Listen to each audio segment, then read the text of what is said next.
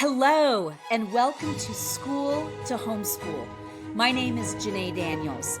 I'm a wife, a mother of 6, and a former middle school teacher turned homeschool mom. I have kids in their 20s, all the way down to elementary age, and everything in between. Are you thinking about pulling your kids from the public school system like I did, but you are scared to death and don't know what to do next? My friends, I felt the exact same way. And you have come to the right place. I want to help your family leave the system so that you can take the hearts and minds of your children back. Hello, my friends, and welcome back. I'm very excited for our guest today. We have Katie Jo Berry, who goes just by Katie. Katie is a part-time working mom of 5 kids, as well as formerly worked in a psychiatric hospital as a psychiatric technician. She was kind of like the CNA of the mental health world, and she also and she worked on the adolescent unit. And so we're going to be talking to her a little bit about what she learned in that situation, as well as homeschooling her kids, because like me, her oldest 2 graduated from public school. And so it wasn't until 7 years ago that she pulled her kids. And like many of you, had the same concerns and fears and all of the things. So I'm super excited to interview Katie today and have her share her experience. So Katie, thank you so much for taking the time out of your very busy schedule to come on and talk with our wonderful moms and dads. No problem. I'm excited to share some of the knowledge that I have and to get to know you better too.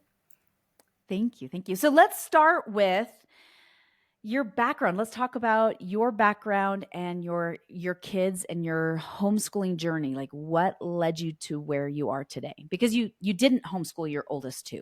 So let's start there. Correct.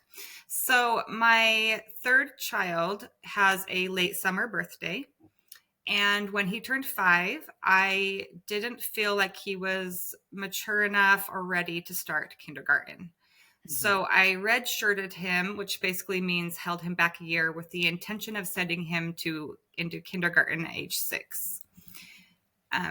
While during that year, between when he was 5 and 6 years old, he had taught himself some basic sounding out skills and was started to read. He brought me a Bob book and read it to me, and I didn't know that he could read. And so I just, as a mom, I said, okay, well, let's read together for 15 minutes every day. And that's just what we did. At 15 minutes every day, he would read to me.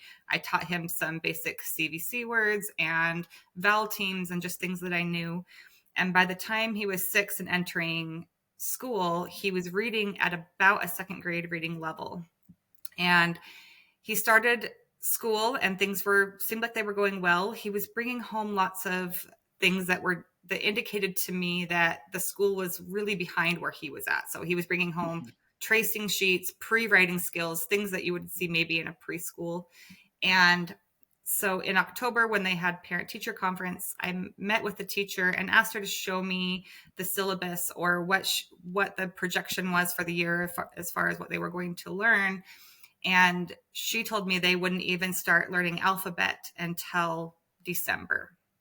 And the reason why is there was a handful of kids that entered school not even knowing how to hold a pencil. And so she was having to back the whole class up to help those students get caught up with everybody else before she could move on to teaching even alphabet. And so she would have my son and one other little boy that could read.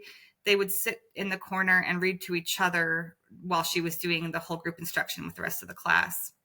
And while there was nothing wrong with that, I just felt uneasy that he was going to be being stagnant for a year. I worried about maybe his behaviors if he was being stagnant. We know boys get restless if they're not being challenged or learned. And I was worried about him maybe starting to goof off and things because he was bored.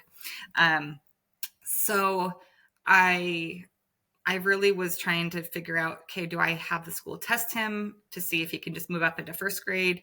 Do I pull him and put him in the local public school? Do I put him in a Montessori school? I was just looking at all the options. And ironically, I kept seeing things about homeschoolers pop up in my daily life. Like I'd be watching a YouTube video, and then the next video that would come up would be 10 tips for new homeschoolers. Or I just had lots of coincidences like that were happening. And one day it kind of hit me that I should pull him and homeschool him.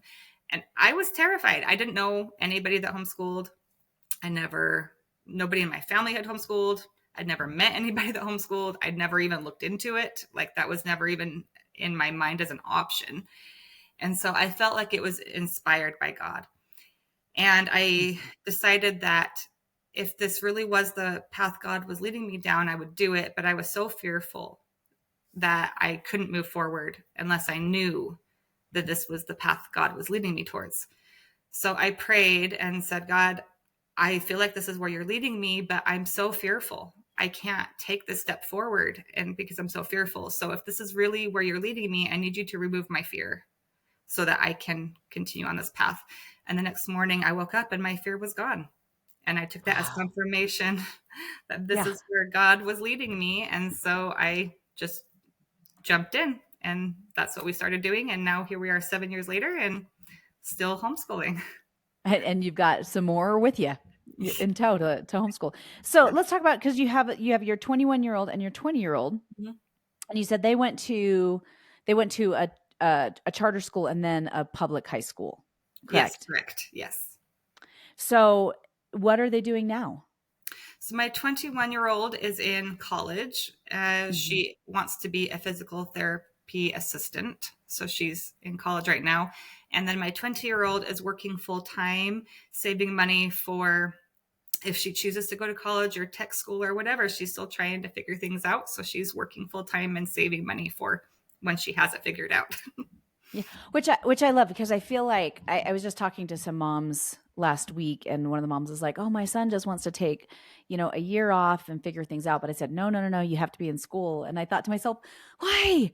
Why let him save up, but instead of spending all this money while he's figuring it all out, let him just figure it out and earn money and then go to school if he so chooses." Anyway, I didn't say anything because she knows my opinions. So I just smiled and nodded. Yeah. And she looked at me like, "I know what you already think." And I'm like, um, but I love that. I love that your 20-year-old, and she didn't graduate, correct? She got her GED instead. Talk a little bit about that experience. Yeah. So she was a junior during COVID lockdowns in 2020. Mhm. And she was a very, very intelligent, she's always been very intelligent and a very good student. She was taking calculus as a junior and just Wow. doing all sorts of really amazing things in the school. But she was so in and out of school that year. Like she would be sitting next to somebody that came back with positive COVID. And even though she didn't have it, because she was sitting next to them, she had to quarantine for 10 days, and then she'd be back in the school. And it was this popcorn of back and forth and back and forth.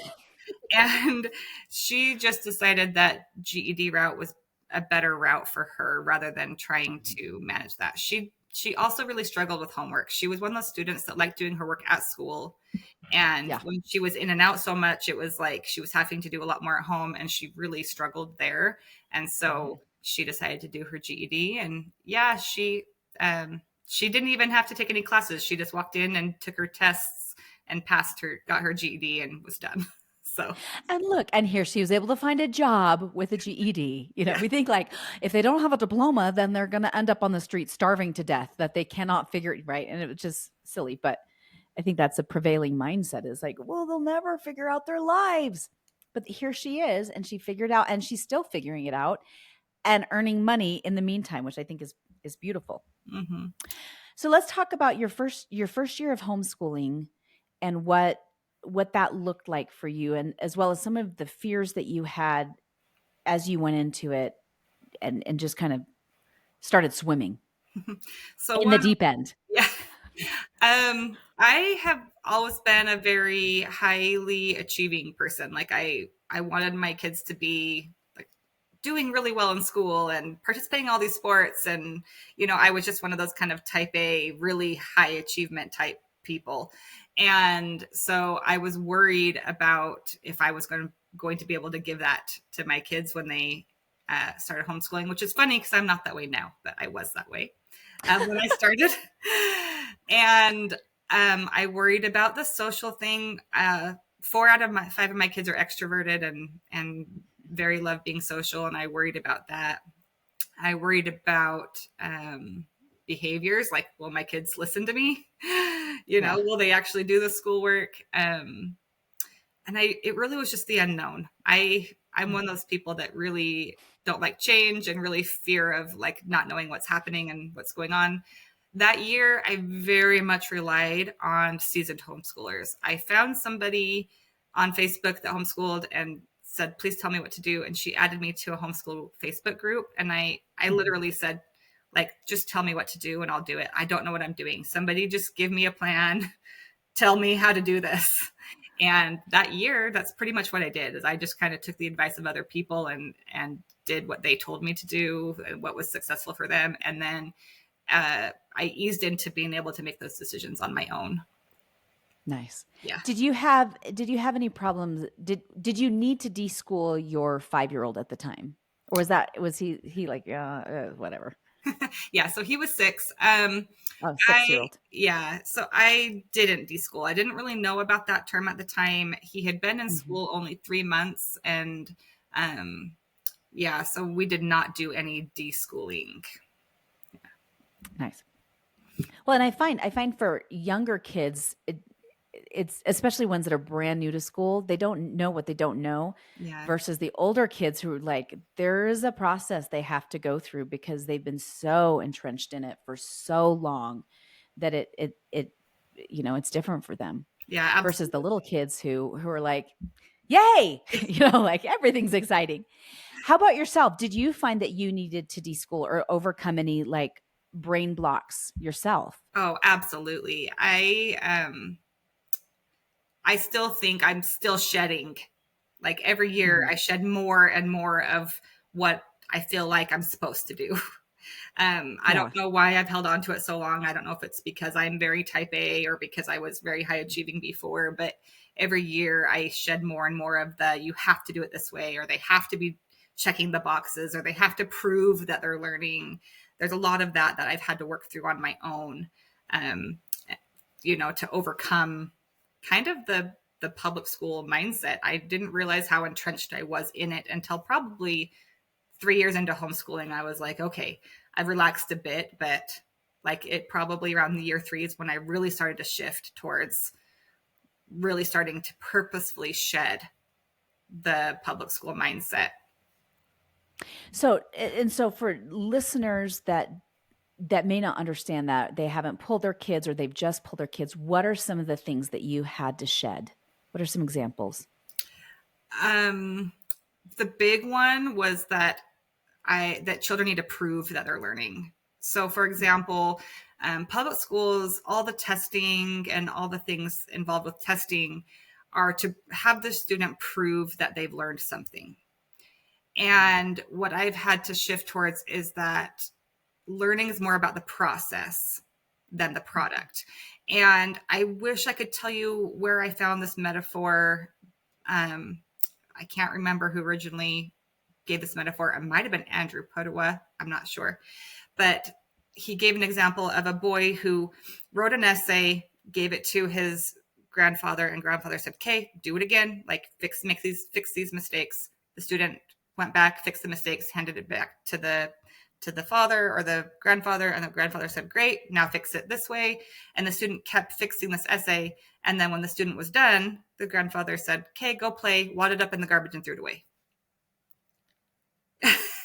And as I've worked through that, it's made that image helped me realize that what that grandfather was trying to do is teach the boy the process of editing or writing and that process. But the product Mhm. wasn't what he was looking for. Like, obviously, as mothers, we're inclined to save our second graders' essays and things because they're so sweet. But Right. really, like, nobody really wants to read like a second grader's essay except their mom or their grandparent, because that's the product. What we're more worried about is the process of learning. So that's one of the big things that I've had to work through is not making my children prove that they've learned something by jumping through some hoop or some box.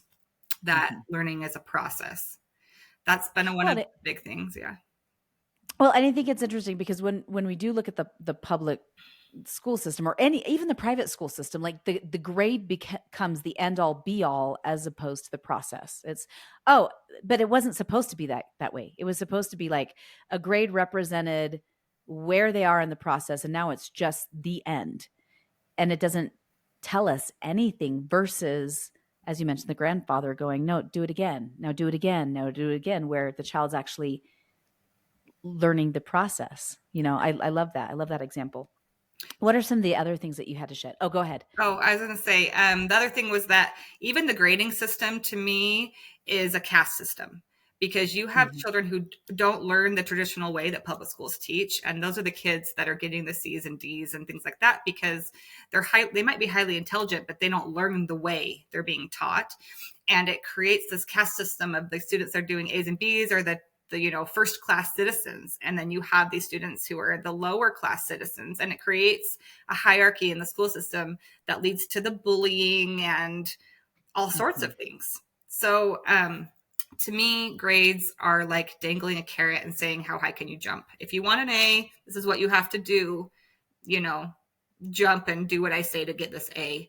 And to me, grades are very arbitrary. Like, at the end of the day, if we want our kids to be learning, um, I just feel like the grading system negates that it takes away the process of Mhm. learning. It puts that final, like, focusing on the product, and I say jump, you say how high. Yeah, it's true. So let's talk about your first year of homeschooling and then how it's evolved over the last, 7, 8 years. What does that look like?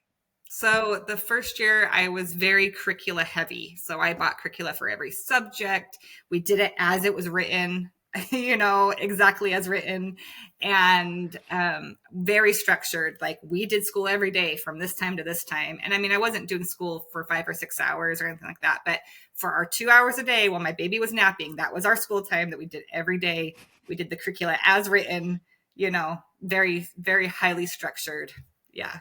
And now I'm a lot more loosey goosey. My kids do a lot more independent learning. I've kind of ditched the curricula, and now we're learning mostly out of literature and novels and classics, and hands-on projects. So, and I now, if I do use a curricula, I don't use it as written. I make it work for me. I don't work for it. I love that because you're not beholden to it. Like it isn't meant for a tool for you to use. You're not taking the saw going, okay, what can I go saw? It's okay, I'm building this thing. What tool do I need to use? That's not working, so I will use a hammer. I love that. I think that's such an important point. Now, because you focus of all the homeschooling philosophies, how would you describe what philosophy you adhere most to, or what does that look like? So I'm probably true eclectic. I do pull from all styles, but I do lean very Charlotte Mason. Some of the Mhm. hallmarks of Charlotte Mason are learning through living books and narration. If narration is a huge Let part of Charlotte Mason. Okay, and so for those who are listening, this is the first episode that they're listening to. Can you describe what living books are and then what narration is? Yeah. So living books are books that were typically written by one author who had an enthusiasm about the subject they were writing about. And the novel is usually written in a narrative. So even if it's nonfiction, like if you're reading a book about frogs, it's written maybe from the viewpoint of the frog, or Mhm. as a story about a family of frogs. They're not necessarily how do you say that word? Anthropomorphized. Sorry. Anyway, That's better than I would have said. So, I'm like, there's a word for that. I can't remember off the top of my head. Anyway, but yeah, so books that are written by a single author who has an enthusiasm about the subject, and they're written as a narrative. And then nice. narration is when you are reading something to your child, them telling you back what they learned from that. And that doesn't necessarily mean a summary. They can use their senses, so they can say, what they imagined in their head while you were reading, Mhm. or they can say, what they would have saw in the story or what they might have heard while in the story. They can put themselves in the foot of the character, but basically a retelling back of what they got from the reading that you gave them. And as children, young children, it's an oral narration. So they literally just tell you orally back after you read. And as they get older, they write their narrations down, and then that is their writing curricula, basically, is their written narrations. Very nice. And as they get older, do the narrations get longer, or do you have like you need to write a paragraph, you need to write a paper? What is it for your older son who's 12? I do typically around age 10, 11, 12, depending on the child, is when we start written narrations. And I require one sentence for maybe a few weeks. And then I say two sentences, and I build up to 5 sentences. And Mhm. that's kind of as far as we've gotten as my son moves into what he would be in 8th grade next year, or once he gets into the high school level, I might start requiring longer. But I think that putting requirements on it uh, kind of dampens the experience for the child. And so I try to make the requirements for the written narration very minimal, so that no matter what, the child is successful with it. Nice. Okay, let's talk about like juggling. You've got 3 kids at home that you're homeschooling. What does a day look like for you? Like a homeschooling day look like for you juggling all 3 kids and trying to teach them all? So my 12-year-old is almost completely independent.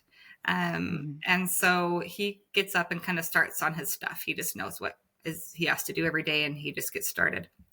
Um, and my 10-year-old is about half independent, half parent led. And then my 7-year-old is completely still doing all school with me. And we don't have a wake schedule. I don't believe in setting alarms. I let my Yeah. kids sleep, because if they're sleeping, they need it, right? Um, so we're usually up and start by around 8. And I mean, I just kind of jump back and forth. So my older son will start doing his independent work. I get my 10-year-old on his independent work. And then if my 7-year-old is still sleeping, I might get on the computer and do a little bit of work until she wakes up. And then when she wakes up, I help her eat breakfast, and then we gather and I do her reading curricula with her. Um, and math, and then I do math with my 10-year-old, and then I check my 12-year-old stuff, make sure what he's done is good. And then we might gather together and do kind of like morning basket time, which I know it's funny, it's called morning basket. We usually do it more in the afternoon. But that is kind of a collection of literature and Shakespeare, poetry.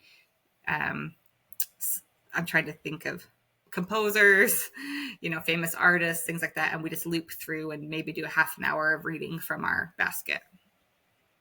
Okay, so explain, because I have not explained to our listeners the morning basket, because I'm still like, I just heard this term a couple months ago and I'm like, what's the morning basket? And then I saw, oh, there's a whole podcast on the morning basket. But then I was like, I don't even know which episode to start with. So explain to the listeners what a morning basket is. So it's literally, And to me, for that matter. it's whatever you want it to be honest. But it's basically a basket of either literature or things you want your kids to learn that you learn together. And it can be, like I said, for me, I put things on a loop schedule, meaning we don't do everything in our basket every day. We just kind of maybe do 2 or 3 things and we loop through the basket. So for me, I've chosen to put, like I said, our composer study in there, our artist study, um, some classic work of literature, maybe some fairy tales and poetry. And that's what makes up our morning basket. Other people do unit studies, like their whole unit study is in their morning basket. And Hmm. they say, this month we're going to learn about frogs, and everything in the morning basket is about frogs. It could be books about frogs, games about frogs. That's a way that some people that do unit studies do their morning basket. It's really whatever you make it. But the theory is that time is when you sit down with your child and you're doing the readings or interacting with the child through that morning basket. And so, and typically it's done family style. So people that do morning basket, they might have children, they're homeschooling all the way from high school down to elementary school, and they all gather together and we do morning basket together as a family. But there is really no right and wrong way to do it. That's just the idea behind it. It's a basket of stuff that you do together with your children. I love it. And if you notice, Katie said she rotates. So she doesn't do all of them every day for you overachievers that are listening, right? You can rotate. And so I have to say, Katie, a lot of the listeners that are listening are very like, no, okay, wait, I have freedom, and the freedom is still very scary. So if you're listening and you're like, okay, I'm writing this down and I'm going to do it, know that you have freedom and it's still scary. And there's not, if you didn't hear Katie clearly, it's your choice and there's no right or wrong with how you do it. You're not going to mess it up because you got the freedom to pick as a parent. Yeah. And a good resource for that is Pam Barnhill. She has a book called Better Together. And it's a book kind of about learning together as a family. And it very much coincides with the morning basket idea. Her podcast is the morning basket. So yeah, that's the one I found that I was like, oh, okay. Where do I start? So yeah. I love it. And I'll put a link for those of y'all listening in the show notes for her book so that if you want to look at that or check it out from the library, you can have it. Okay, so what are the major subjects then that you do with your kids individually and then that you do as you mentioned the composers and music and all of, poetry and Shakespeare for the morning basket, but what do your kids like non-negotiables for you that your kids have to do on a regular, consistent basis, whether that's every day or every other day or, whatever? Mm-hmm. What are the ones where you're like, this is non-negotiable. You have to do these things. So I have very few non-negotiables. One is reading. And for my older kids, that means independent reading on their own. For my younger kids, it means a phonics lesson while they're still learning how to read. That happens every day. And if we skip the phonics lesson, I still read aloud. So some form of reading has to happen every single day. Some math. And for most of the days, we like to use a curricula for math, but that could also mean helping me bake and we're practicing fractions while we bake. Or like I've done fractions with apples and say, okay, I'm going to cut an apple. Now it's in a half. Now it's in fourths, but some interaction with math throughout the day.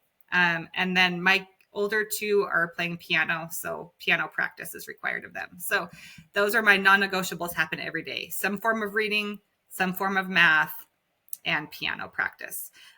But every year I kind of pick things based on what our family needs that year. And I try to pick an emphasis. So for example, this year, my 7-year-old, I said, I really want to focus on reading with her. And so that was my huge focus this year. And I said, okay, everything else is not as important as this thing. Next year, I really want it to be more civics and government. And so that's going to be our huge emphasis next year. So I kind of look at the needs of my family or even what I think is important to teach.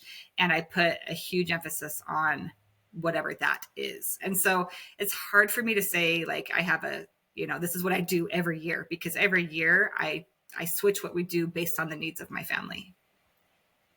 Well, and I love that because in the school system, they can't do that for your kids. But as their mom who loves them more than anyone else on the planet, you can adjust how you need to meet their needs individually and as a family unit, which I think is beautiful. Mm-hmm. So okay, so how long do your kids and the different ages actually spend on doing their quote schoolwork? So my 12-year-old, probably 3 hours a day, but that includes his independent reading time and his piano practice. So, because I lump all of that together in like the daily requirements. So he does a maximum of 3 hours a day, but I don't say you have to be learning this much time. It's whenever they get done what I've asked them to do. So he does a max of 3 hours a day. My 10-year-old is probably doing a maximum of 2 to 2.5 hours. And my 7-year-old is probably doing a maximum of maybe 90 minutes, an hour to 90 minutes a day. And that's nice. That's required stuff. That's not all the outside stuff we're doing, right? Like the books we're reading or the science projects we're doing or the nature walks and, whatever else. That's like the sit down required stuff. Like that you're gonna learn some Yeah. basic math. Yeah. Like Yeah. Yeah. so let's shift gears for just a little bit. Oh, I know some people are gonna ask this. What math curriculum do you use? Oh, Do you use a set curriculum? I switch every year. Not every year, because I actually recommend not switching your math a ton because it can confuse kids if you're learning all sorts of different ways. But my older son has this year, he moved into Denison pre-algebra and has had major Mhm. success with Denison. And so that's our path moving forward. It's a fairly newer math on the homeschool market, and it's getting a lot of buzz right now. And I think for good reason, because it Okay. is a very painless way to do math. The what we were doing the year before was taking sometimes an hour and a half for a lesson, and he was in tears. And that's when I said, "Enough! We're switching." And Denison has been a breath of fresh air. So Very Denison for nice. him, and then my younger kiddos were using Math with Confidence by Kate Snow's program, and it's a very learning through games and hands-on math. So we've enjoyed that. Very cool. Okay. Switching gear. Now we're switching gears. Let's talk about prior to homeschooling, you were working in the psychiatric hospital, in the adolescent unit, and without sharing anything. I mean, I know there's HIPAA laws, and you can't, there's many things you cannot share. Let's talk about some of the things that you learned that that you wish other people knew about teenagers, about their hearts, about getting their hearts back. Let's talk about that for a second. So, oh man, I think that it's kind of a loaded question. um, First of all children like boundaries. They might like buck against those boundaries or say they don't like it, but ultimately it helps them know what's expected of them, and it also helps them know that they're cared about. Because if you care enough to put boundaries in place, then it shows a level of love and care for that child, versus the parents that's just laissez-faire and do whatever you want. um, Sometimes that can come off to the child as the parent doesn't care. And of course, I'm not Mhm. talking necessarily about in the field of education. I'm talking about behaviors and, things with friends, and, what kind of substances they're using, or social media use, or tech use. Like those kind of things, I think, are what I'm talking about with boundaries. Um, that that children and teens, they are a separate person than you, and Mhm. they are have reasoning ability. They have the ability to think and feel just as much as you do. And so you don't need to be shoving, all your ideas into that child, or trying to force them into doing things your way, because they're capable of making their own decisions and reasoning within boundaries. Um, the other thing is that to avoid getting in power struggles with teenagers, because you will never win. uh, Never. That's true. And so understanding that conflict resolution and willingness to listen to that child and allow that child a voice in your home is important, and to not be the authoritarian and come down hard on them and try to coerce them into doing and behaving a certain way. um, Mhm. yeah, those are just some general thoughts off the top of my head. So they want to be seen and they want to be heard. Yes, absolutely. And they want to be valued as an individual. They want to feel like they have a voice in the home, and they're not being put down by an adult, or looked Mhm. down on, or being treated as a lower citizen in their home. Yeah. Well, I love that. Thank you. Okay. How do you juggle working and homeschooling? Because you do work part time. So, Mhm. how do you juggle that as a working mom? Yeah, so I work from home, and I have probably only 2 or 3 hours a week that's structured. I have to be working at this time. Other than that, I can work at according to my own schedule. And so a lot of times Mhm. I always put my children's education first. And so in the morning, that's when we do the things that I want to make sure we get done. And then depending on my workload, I can say, okay, we've done enough for the day. I've got to switch to work mode. Or I can say, this takes precedence. My family is more important today than my work, and I can kind of flex that work to another day. I can work in the evenings or early morning. Like I said, lots of times my 7-year-old is a late sleeper. She sometimes will sleep till 9 or 10. And so lots of times I'll get up and work in those early morning hours before she wakes up. Um, so yeah, I really don't have a set schedule other than a few hours a week that's required for me to be on Zoom. Other than that, I pretty much can structure my time how it fits in my schedule. Nice. Okay, let's talk about your kids because this is a burning question for a lot of people. What do I do about socialization for my kids and them having friends, especially for the social butterfly children? What do you do with your kids? So, first of all, I think that socialization, I think it's more, um, is shaped more by your family orientation and your family culture than it is how they're being educated. Because Mhm. homeschooling didn't turn my extroverts into introverts, right? No, they stayed extroverts. Yes. I just think that's funny that people think that how you're educated like has a difference on your socialization. But we live in a neighborhood that has it's a very family oriented neighborhood, and Mhm. so at least a couple times a week we have neighbor kids in our home. We've become kind of Mhm. the kid home. So Yeah. usually around that time of 4 or 5, I hear knocks at the door, and we allow neighbors into our home. So that's one huge kind of non-structured way that my kids are being around other kids. We also attend church activities. We attend church every week and then church activities in the week, and so they're getting interaction there. And then we've done co-ops on and off. It just depends, like I said, on the needs of my family that year. But one way we differ from a lot of homeschool families is that we are involved in organized sports. Okay, So let's talk about that. yeah, so my husband was a college athlete, and sports Mhm. are something, and athletics are something that is very important to him. And so that's kind of bled into our family culture, and athletics have become a big part of our family culture. Um, but the way we choose activities for our kids to be in is we choose things they can do their whole life, and Mhm. we view it as an investment into their adult hobbies. Because as an adult, I don't have a lot of time to cultivate a new hobby. And so Mhm. we feel like we're equipping them with adult hobbies. So we do swim team, tennis. My boys will probably start golf this summer. We ski, uh, things like Mhm. that. But we aren't competitive. Like I don't have college aspirations, for my kids to play sports in college. We aren't, wanting our kids to be on travel teams and be the best. And, we just view it as an investment into their future hobbies. The other thing is that there is a level of competence that lends more enjoyment to activities. So, for Mhm. example, yeah, you can go get a tennis racket and go hit balls at the court, but it's more enjoyable if you are competent and you feel good about your performance.